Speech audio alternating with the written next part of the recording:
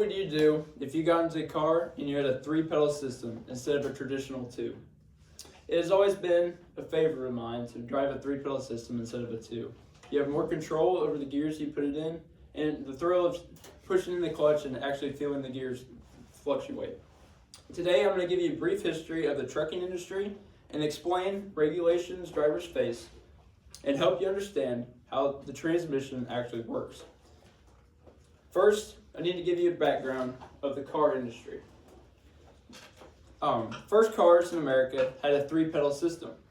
According to Becky Little, who wrote the article Model T Ford Car Invented, published on April 26, 2010, she wrote, "The Model T, sold by the Ford Motor Company in 1908 to 1927, was the earliest effort to make the car that most people could actually buy. As travel became easier, the demand for transporting goods increased, leading to the rise of the trucking industry. According to an article, Top Mark, Full History of the Semi-Truck, written on July 20th, 2022, states Charles W. Young Company of Philadelphia sent a 5-man crew of Teamsters drivers with 3 tons of olive oil soap from Pennsylvania to California. It took 91 days with the inefficient transportation system in place at the time, setting a new record for the trucking industry. That was the truck that they took across the entire country, which seems really uncomfortable. And these are the trucks we have now out on the roads, making that trip in less than 3 days. The trucking industry has faced regulations that they have had to manage over time between weight, length, speed, and time. Weight: a standard 5-axle truck can carry up to 80,000 pounds. Each state may vary depending on how much they allow and the difference between the spread axle and drop axles. Spread axles allow you to haul a little bit more, like your cattle pots are hauling a little bit more because they have a spread axle. Length and speed has been regulated over time with speed limits, and there was a time period where the trucking industry was faced with a length. They were regulated on limiting down to 53 feet for their semis. This came to cab over. Yes, it doesn't look very fuel efficient. The motor's right underneath the driver, but this allowed them to drive or haul longer loads with a shorter truck. They weren't fuel efficient, but the diesel was cheap back then. It was more about the load than the driver comfort. And lastly, the time. Drivers now are cut to 11 hours driving period on the road. There are exceptions like cattle. They don't want cows dying on the trucks, so they're allowed to have 12 to 13 hours. And then your propane during the winter are allowed to have longer distance and longer time, because it's a necessity in the winter. Next, let's look at how these trucks really work. All vehicles consist of a motor, transmission, drive shaft, and all the other components that keep the motor cooling and flowing. A big difference between a big truck and a small car is that most semis have a manual transmission. Some newer semis do include an automatic transmission because of the young drivers. The drivers don't know how to operate these systems, and we're importing them, so they just put it in gear and go. Now, in smaller vehicles, using a clutch pedal allows you to match the RPMs and put it in gear manually. In semis, it's a little bit different.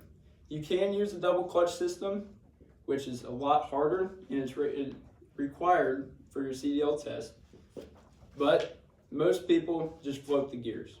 Floating means matching the RPMs when you take it out of gear and not using the clutch at all. It's pretty simple once you get the hang of it, but at first it's pretty hard.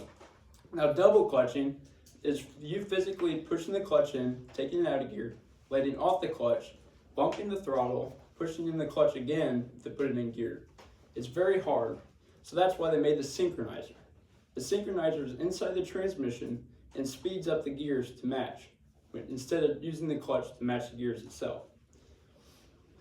According to Landon Jones, who wrote the article Mastering the Double Clutching on May 19, 2025, double clutching may seem like an old school technique, but its relevance continues among performance drivers, restorers, and professional operating heavy-duty or non-synchronized vehicles. Other than the test, some trucks still need to use double clutch, like your old Mac Rs in your older trucks. So if you're going to be switching from truck to truck, it's good to know how that is.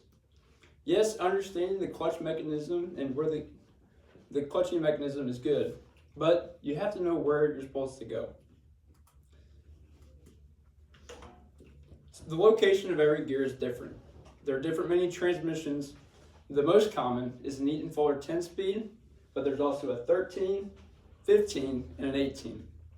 The one I brought today is off my dad's truck. He drives a 13-speed, which means you have your straight 5 gears on the bottom, like this. You have 1, 2, 3, 4, and then you use the splitter. This goes to your high side. So you split when you're going in between, and you go into 5th. So you see the high-low? That's this red knob.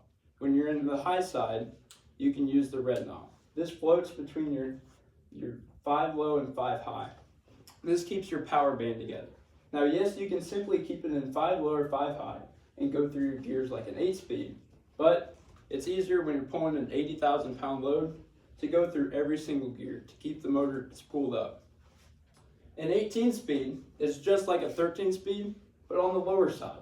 So on your low end, you can use the high-low splitter each time. This keeps your power band together, and your higher end, like 8-speed, or like in your 8th gear, you're able to go a little bit longer distance. According to Paul Rizzio, who published the Eaton Revised last year, with the Eaton RT18, which is the 18-speed, drivers will experience versatility and low shift effort in these premium 18-speed transmissions. The innovative patent design features a simple main shaft, which is not spinned with the auxiliary gear. This unique design eliminates added mass, drag, and interior on the entire auxiliary section. During upshifts, where both the lever and the splitter button are moved together, the low interior main shaft is quickly brought to synchronous, which results in fast and easy shifts. I remember how I use the high-low splitter. You do not have to take it out of gear itself. You simply leave it in the high-low side, get off the throttle, and then get back in. So, as you can tell, the trucking industry has evolved with time. Like a lot of things, through regulations and limits, they have been battle tested. From day one, there's been a demand for these people to work day and night. And truck driving may look simple from the outside, but now you know how complicated it is on the inside. So hopefully one day I'll be able to teach my kids how to drive these semis just like my dad did. Thank you.